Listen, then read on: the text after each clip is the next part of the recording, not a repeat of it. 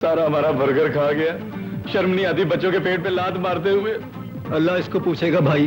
चलो चलते हैं। हमेशा तेरा आइडिया उल्टा होता है। चलते के बच्चे चल।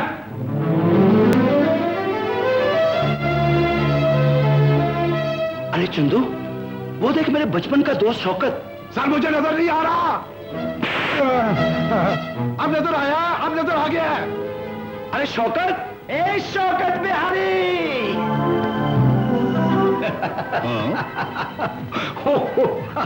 अरे जावेद भैया, तुम तो पाकिस्तान से आते हुए ये बोला था कि तुम जर्मनी जा रहा है और तुम यहाँ। अरे 1 साल जर्मनी रहा और फिर यहाँ चला आया। लेकिन तुम तो पाकिस्तान में थे ना?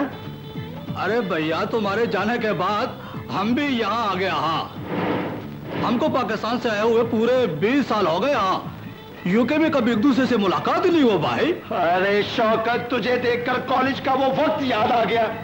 आओ उसी तरह मिलते हैं जैसे कॉलेज में मिला करते थे। हे शौकत बिहारी।